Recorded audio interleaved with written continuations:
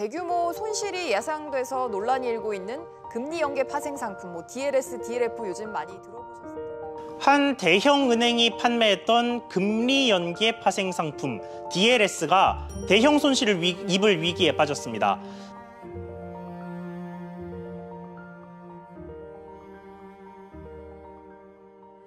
안녕하세요, 정재환입니다. 2019년 8월 18일 평화로운 일요일 오전 한 금융 관련 뉴스 때문에 투자자들은 난리가 났습니다.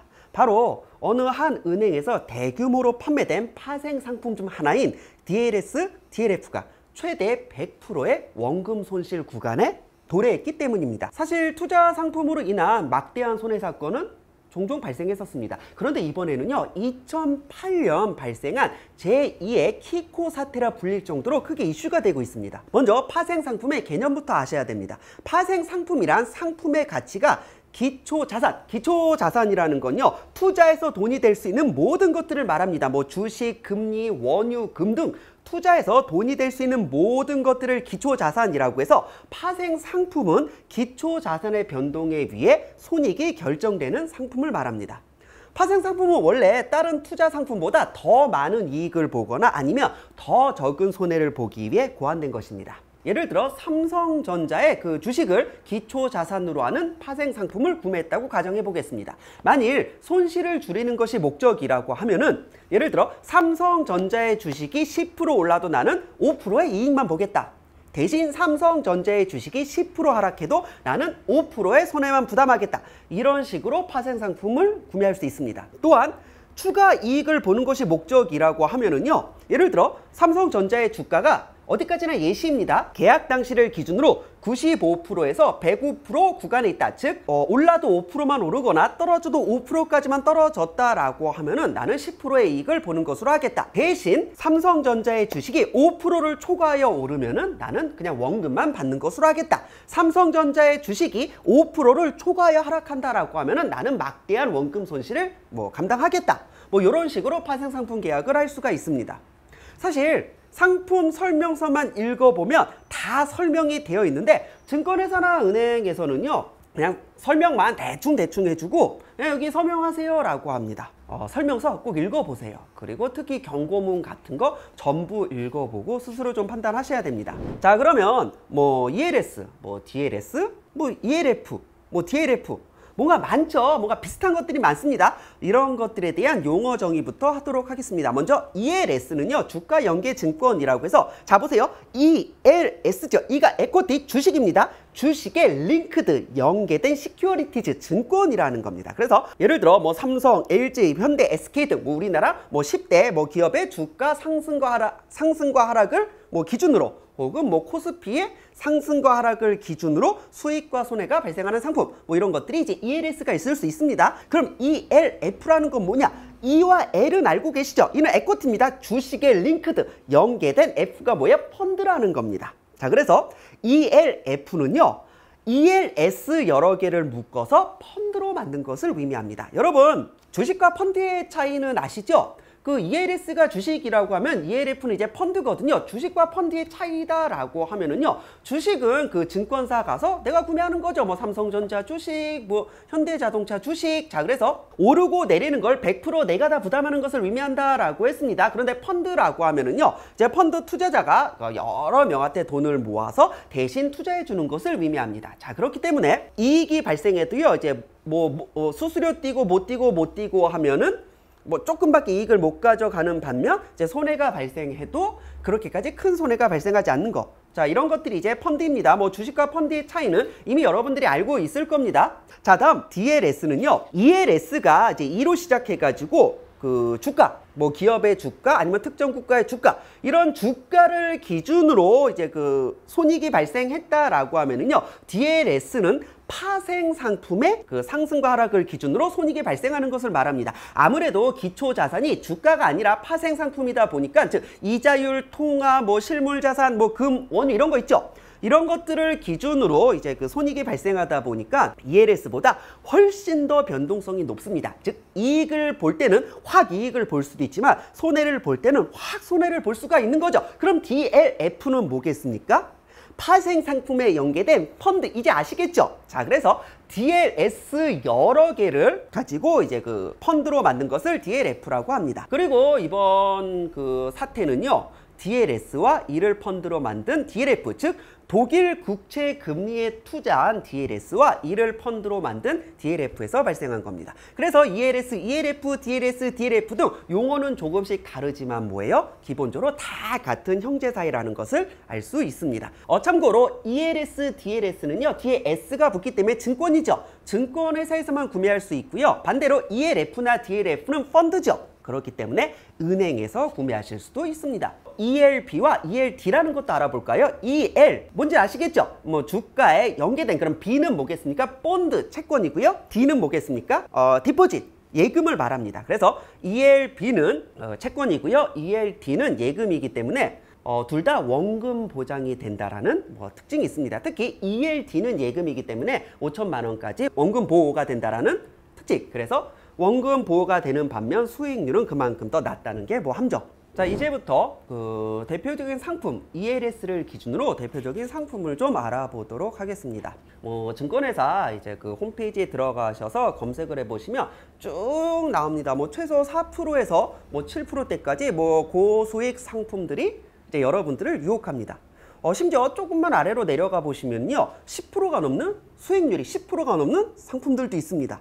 와, 지금 은행에 예금 맡겨도 2%, 3% 주는데 10%가 넘게 준다고? 이런 저금리 시대에는요, 확실히 이런 ELS 같은 거에 눈이 돌아갈 수밖에 없습니다. 그 중에서도 저는요, 이번에 친숙한 그 삼성전자가 포함되어 있는 ELS 상품 하나를 좀 보도록 하겠습니다.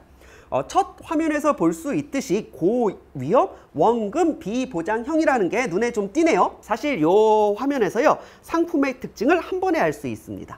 기초 자산은 유로스톡스 50, HSCEI, 보통 이제 그 홍콩에 상장된 중국 기업의 지수, 그래서 홍콩 H 지수라고 하고요. 이제 삼성전자의 주가에 연계된 상품으로 최대 수익률은 연 7.5%입니다. 3년 만기이며 6개월마다 조기 상환이 된다라고 되어 있습니다. 와, 요즘 금리 3% 넘기기 힘든데 7.5%라고? 굉장한데? 그러면 클릭해서 조금 더 상세한 화면을 좀 보도록 하겠습니다. 연 수익률은요, 조건 충족 시 7.5%라고 되어 있고요. 기초 자산은 제가 말씀드린 대로 3개입니다. 그 상환 조건을 보시면요, 95, 90, 85, 85, 85, 75. 요게 뭔 소리인지 이해를 좀 하셔야 됩니다. 최대 가능 손실률은 100%. 아니, 최대 수익률이 7.5%인데 최대 손실률이 100%라고? 저는 이런 상품 투자 안 할 것 같거든요. 이쯤 되면은요, 몇몇 증권회사나 이제 그 은행에서는요, 과도한 실적 욕심에 이렇게까지 말합니다. 손실이 발생할 수도 있지만 나라가 망하지 않는 한 사실 원금은 보장될 것이다 라고 설명을 해주면서요, 서명하는 데에는 뭐예요? 저는 설명을 잘 들었습니다. 원금이 사라질 수 있다는 걸 이해했습니다. 여기에 서명하게 돼 있죠. 자, 그럼 언제 수익이 발생할 수 있는지부터 좀 알아볼게요. 상환 조건 95, 90, 85, 85, 80, 75는요, 매 6개월을 기준으로, 그래서 6개죠. 그래서 만기가 3년이지만 6개월을 기준으로 조기 상환이 될 수 있다는 것을 말합니다. 예를 들어 제가 선택한 ELS의 기초 자산의 그 기준 가격을 이제 가입 시에 100이라고 한다라고 하면은, 기초 자산은 뭐였죠? 그 유럽, 그 다음에 이제 홍콩 지수, 삼성전자의 주가였습니다. 이제 잘 보세요. 먼저 6개월 후에 6개월 단위로 이제 조기 상환 기회가 있다라고 했죠. 6개월 후에 모든 기초 자산의 가격이 이제 그 기준 가격에서 95% 이상이다. 즉 5%보다 덜 떨어졌다라고 하면은 1년에 7.5%가 수익이라고 했으니까 6개월을 기준으로 하면 뭐야? 3.75%죠. 즉 3.75%의 그 수익을 주고 이 ELS 상품은 종료됩니다. 하지만 1차에 조기 상환이 되지 못했다. 그럼 또 6개월 후, 이제 12개월 후가 되는 거죠. 12개월 후에는 기초 자산의 이제 그 모든 가격이 이제 그 기준 가격보다 이제 90% 이상이라고 하면 뭐예요? 1년이니까 7.5% 수익을 주고 이제 조기 상환하고 이제 ELS는 종료가 됩니다. 하지만 2차에서도 조기 상환에 실패했다. 그럼 3차에서는요, 18개월 후가 되겠네요. 또 6개월 후니까. 기초자산의 모든 가격이 이제 그 85% 이상이라고 하면 뭐예요? 18개월이니까 11.25%가 되겠죠. 11.25%의 이제 수익을 주고 이제 조기 상환 후 종료가 됩니다. 3차에 조기 상환에도 실패했다. 그러면 4차는 24개월 후가 되겠죠. 기초자산의 모든 가격이 85% 이상이라고 하면 15%의 수익을 이제 주고 이제 종료가 되는 거고요. 4차 조기 상환에도 실패했다라고 하면 5차죠. 30개월 후입니다. 또 6개월이 지났으니까 기초자산의 모든 가격이 80% 이상이면 뭐예요? 18.75%의 이제 그 수익을 주고 이제 종료됩니다. 5차에도 실패했다. 그럼 6차 마지막이죠. 36개월 후니까 이제 만기가 되는 겁니다. 만기에 기초자산의 모든 가격이 75% 이상이라고 하면은 이제 7.5%의 3년이니까 22.5%의 이제 수익을 주고 이제 만기 상환 후에 종료가 됩니다. 즉 95, 90, 85, 85, 80, 75는 뭐예요? 6개월마다 모든 기초자산이 가지고 있어야 하는 가격을 말합니다. 만일 만기 상환에 실패했다. 하지만 여기서 절망하시면 안 됩니다. 그 인 혹은 낙인이라고 하는데요. 녹인 조건이 있을 겁니다. 이 상품은 녹인 조건이 그 55로 되어 있었거든요. 녹인 55가 무엇이냐? 만기 상환에도 실패했지만 모든 기초자산이 한 번이라도 55% 아래로 떨어진 적이 없다라고 하면은 22.5%의 그 수익률을 보장해 주겠다라는 겁니다. 그래요.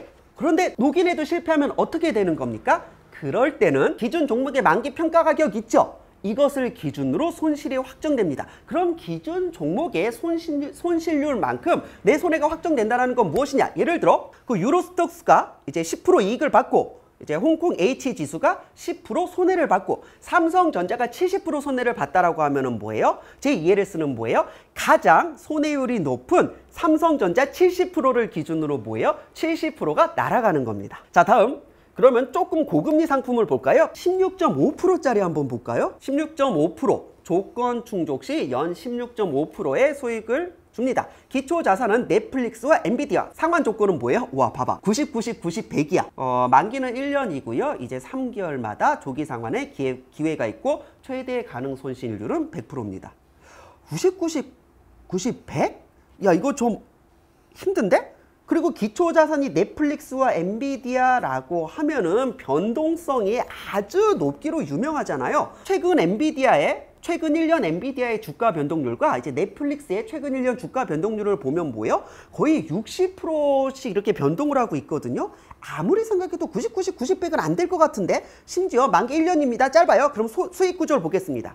1년 만기에 3개월마다 조기 상환의 기회가 있다라고 했습니다. 1차 3개월 후 기존 가격이 90% 이상이라고 하면 뭐예요? 1년에 16.5%니까 3개월이면 뭐야? 4.125%죠. 4.125%의 수익을 주고 조기 상환됩니다. 1차 조기 상환에 실패하면 뭐예요? 2차 6개월 후네요. 또 3개월이 지났으니까 기준 가격의 90% 이상이라고 하면 뭐예요? 8.25%의 수익을 주고 이제 이 상품은 종료됩니다. 하지만 2차에도 실패하면 3차 때는 뭐예요? 이제 9개월 후가 되겠죠. 기준 가격의 90% 이상이라고 하면 뭐예요? 그래서 이제 엔비디아와 넷플릭스가 이제 내 계약 체결 시 그 기준 가격이 있을 겁니다. 이때보다 10% 이상 떨어지지 않았다면 뭐예요? 12.375%의 수익을 줍니다. 하지만 이 3차에도 실패했다. 즉, 이 12개월 후에 기준 가격이 이제 100% 이상이라고 하면 기준 종목의 상승률만큼 수익을 줍니다. 예를 들어, 이제 엔비디아와 넷플릭스가 내가 계약할 때 100이었는데 3개월, 6개월, 9개월째는 이제 계속 하락을 해서 이제 조기 상환이 안 된다. 내 만기에 이제 102%였다라고 하면은 뭐예요? 2%의 수익을 보장해 주겠다라는 겁니다. 물론 이제 만기 상환조차 실패를 했다. 여기에도 낙인 조건이 있습니다. 60으로 붙어 있거든요. 즉 엔비디아와 넷플릭스가 하나라도 60% 아래로 이제 그 떨어진 적이 없다라고 하면은 뭐예요? 여기 낙인 조건은 좀 신기합니다. 그러면 하락률만큼만, 예를 들어 65% 아래로 떨어진 적이 없다라고 하면 낙인 조건은 충족한 거죠. 낙인 조건은 60이었으니까 그러면 뭐예요? 65까지만 떨어졌다라고 하면 손해는 35%만 보겠다는 겁니다. 낙인인데 낙인 조건도 좀 이상해요. 그런데 60% 아래로 한 번이라도 하락한 적이 있다라고 하면은 뭐예요? 하락률이 가장 높은 종목을 기준으로, 예를 들어 엔비디아는 40%만 하락했고 넷플릭스가 80% 하락했다라고 하면 뭐예요? 이제 80% 손실이 이제 확정되는 거죠. 그래서 하락률이 가장 높은 쪽을 기준으로 심지어 주식으로 잔금을 준다라고 합니다. 와, 어떤 상품이 좋냐라고 하면은요, 이제 그 조기 상환 조건이 있는 것이다라고 했을 때 최초 조기 상환 조건이 좋은 거, 혹은 만기의 상환 조건이 좋은 것, 둘 중 하나라도 좀 높아야 됩니다. 저 개인적으로는요, 차라리 이런 건 빨리 치고 빠지는 게 낫거든요. 그러면 그 최초의 조기 상환 조건이 높은 쪽, 이런 상품을 좀 추천해요. 낙인 여부는 좀 판단하셔야 됩니다. 낙인이라는 게 한 번 더 기회를 주는 것이기는 하지만 낙인이 있다라고 해서 무조건 좋은 것은 아니다라고 했죠. 낙인이 있는 것만큼 조기 상환 조건이나 만기 상환 조건이 더욱 나빠질 수는 있습니다. 기본적으로 원금은 100% 손실이 발생할 수 있고요. 절대 은행은 여러분 편이 아닙니다. 이번에 문제됐던 DLS나 DLF도요. 5% 6% 수익 보겠다고 했다가 지금 100% 손실이 나는 상황이잖아요. 뭐 어찌됐건 여러분이 이런 상품에 대해 기본적인 지식을 가졌으면 좋겠고, 오늘은 여기까지 하고요. 저는 다음 기회에 다시 뵙겠습니다. 감사합니다.